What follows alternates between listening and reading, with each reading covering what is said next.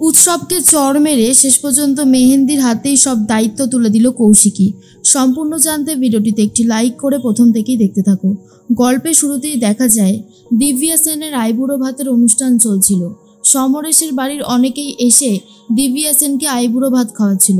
আর সেই আইবুড়ো ভাতের সব রেসিপিতেই কাকন আর মেনান দুজন মিলে বেশি বেশি করে লঙ্কার গুঁড়ো, জোলাপ, নুন এসব মিশিয়ে দেয়। আর তার মধ্যেই দিব্যা সেন সেগুলো খেয়ে একেবারে অসুস্থ হয়ে পড়েছে। দিব্যা সেন বলে, ম্যানেজারকে ডাকো, এটা কি ধরনের খাবার হয়েছে? এরপর ম্যানেজার বলে, কি হয়েছে ম্যাডাম? দিব্যা সেন ঝালের জন্য কথাটাও বলতে পারছে না ঠিক মতন করে। তার মধ্যেই দিব্যা সেন একটু রসমালাই খেতে গেলেও এতটাই ঝাল যে বুঝতে পারে না কি করবে। তার মধ্যেই ম্যানেজার বলে, এরকম তো হওয়ার কথা নয়। এরপর ম্যানেজার নিজেও কিছু খাবার টেস্ট করতে যায় আর দেখে কিছু খাবার নুনে পোড়া, কিছু খাবারের ঝাল আর তো জোলাপ মেশানো আছেই। এই অবস্থা দেখার পর কাকন আর মেনান দুজনেই খুব খুশি হয়ে যায়। কাকন তখন বলে, অবশেষে আমাদের প্ল্যান সাকসেসফুল হয়েছে। আর এটার জন্য কাকন নিজেও খুব খুশি হয়ে যায় আর দুজন মিলে অনেক মজা করতে থাকে। এর মধ্যেই দেখা যায় কৌশিকী বলে, দেখেছো তো দিব্যা সেন, সব কিছু চাইলেও সুন্দর করা যায় না, কিছু কিছু জায়গায় অসুন্দরটা থেকেই যায়, এই যেমন তুমি। এই বলেই চলে যায় বাড়ির দিকে। উৎসব আর বৈদেহী মুখার্জি, সানভি কেউই এখনো ঘুমায়নি। মেহেন্দিকে আসতে দেখে উৎসব বলে, কটা বাজে? এত রাত করে বাড়িতে কেন ফিরেছো? এই বাড়ির কিছু নিয়মকানুন আছে, তুমি কি সব কিছু ভুলে গেছো মেহেন্দি? মেহেন্দি তখন বলে, আসলে উৎসব, আমরা তো সবাই মিলে অনেক মজা করলাম, খাওয়া দাওয়া করলাম, তাই একটু দেরি হয়ে গেছে। বৈদেহী তখন বলে, তুমি জানো না এই বাড়িতে একটা নিয়ম কানুন আছে, তুমি এই বাড়ির বউ। এর মধ্যেই কৌশিকী বলে, তাই কি নিয়ম কানুন আছে? আর কবেই বা সেই নিয়ম কানুন চালু হলো? কে চালু করলো এই বাড়ির নিয়ম কানুন? সানভি তখন বলে, বর্দি তুই এসব কি বলছিস? তুই কেন বুঝতে পারছিস না? মেহেন্দি এই বাড়ির বউ, ও যখন তখন এই বাড়িতে যেতে পারে না, আসতে পারে না। আজকে তুই বল না, আমি যদি আমার শ্বশুরবাড়িতে দেরি করে ফিরতাম তাহলে কি আমাকে কোনো প্রশ্নের উত্তর দিতে হতো না, নাকি আমাকে কেউ প্রশ্ন করতো না? মেহেন্দি তখন বলে, আমি তো বর্দির সাথেই গেছিলাম সবাই মিলে একটু আনন্দ করতে, আমি তো এমন কিছু করিনি। মাম্মি, আপনি এমন করে কথা বলছেন কেন? আর তখন বৈদেহী মুখার্জি বলে, ভুল কি কিছু বলেছি? যা বলেছি তা একদম অক্ষরে অক্ষরে সত্যি। আর শোনো মেহেন্দি, এটা তোমার বাড়ি না, ঠিক আছে? এটা তোমার শ্বশুর বাড়ি। তখনই কৌশিকী বলে, এত যে শাসন করছো, নিজেরা যে অন্যায়গুলো করেছো সেগুলো কি ভুলে গেছো? আর শোনো কাকিমণি, মেহেন্দি এমন কিছু অন্যায় করেনি। এত বছর পর দুটো মানুষ একসাথে হয়েছে, এর থেকে ভালো আর কি বা হতে পারে?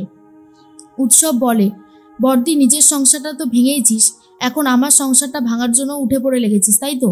কৌশিকী বলে, উৎসব, মুখ সামলে কথা বল, তুই ভুলে যাস না তুই কার সাথে কথা বলছিস। আমি কিন্তু তোর বর্দি হই।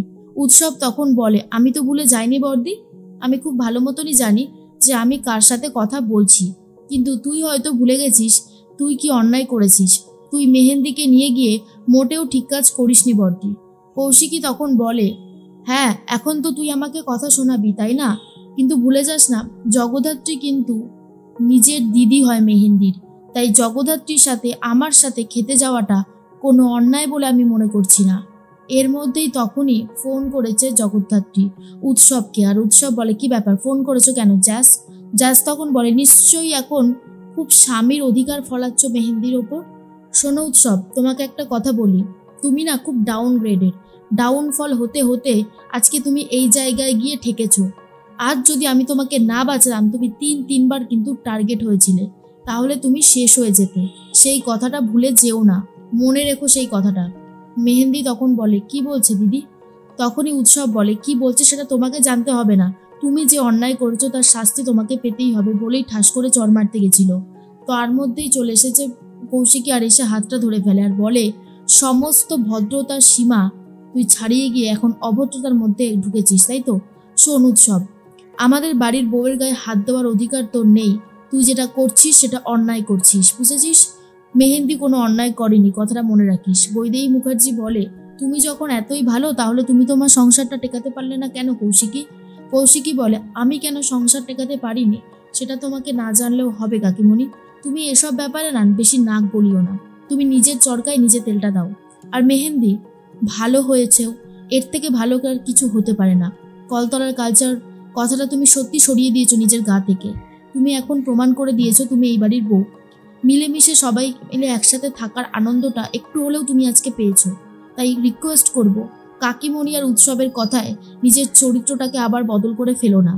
এই মেহেন্দিকেই মানায়, ইয়েস, এই মেহেন্দিকেই মানায়। আর হ্যাঁ, আমি তোমাকে বলছি, এবার থেকে শোনো কাকিমণি, মেহেন্দির হাতে আমি সংসার খরচের সমস্ত টাকা পয়সা দিয়ে দেব। তারপর মেহেন্দি যেভাবে খুশি খরচা করবে, ওর সাথে তোমরা ভালো ব্যবহার করবে। আমি যদি দেখেছি না যে তোমরা ওর সাথে খারাপ ব্যবহার করছো, তাহলে কিন্তু আমি অন্য স্টেপ নিতে বাধ্য হব। কথাটা কান খুলে শুনে রাখো। মেহেন্দি বলে, বড়দি, যেই দায়িত্ব আপনি আমাকে দিয়েছেন সেই দায়িত্ব আমি মনে প্রাণে আমি সব কিছু পালন করব। আপনি যদি চান অফিসের দায়িত্ব এবার আমাকে দিতে পারেন, আমি আশা করি সামলাতে পারবো। কৌশিকী বলেন, জানি মেহেন্দি, কিন্তু তুমি আগে সংসারটা সামলে দেখাও, তারপরে সবই পাবে। তোমাদেরই তো সব কিছু, আমি কি সত্যি কিছু নিতে এসেছি বলো তো? এই বলে ওপরে চলে যায় মেহেন্দি, ওপরে চলে যায়। বৈদেহী উৎসবকে বলে, মেহেন্দি ক্রমশ হাতের বাইরে বেরিয়ে যাচ্ছে, ওকে আটকাতে গেলে একটা না একটা উপায় আমাকে বার করতেই হবে। উৎসব মনে মনে বলে, জগদ্ধাত্রী যে কথাটা বললো সেটা কি সত্যি? আবার কি আমাকে টার্গেট করতে পারে? বৈদেহী বলে, জগদ্ধাত্রী কি বললো রে? তখন উৎসব বলে, ও এটাই বললো আমার উপরে নাকি আবারও হামলা হতে পারে। বৈদেহী মুখার্জি বলে, সে কি?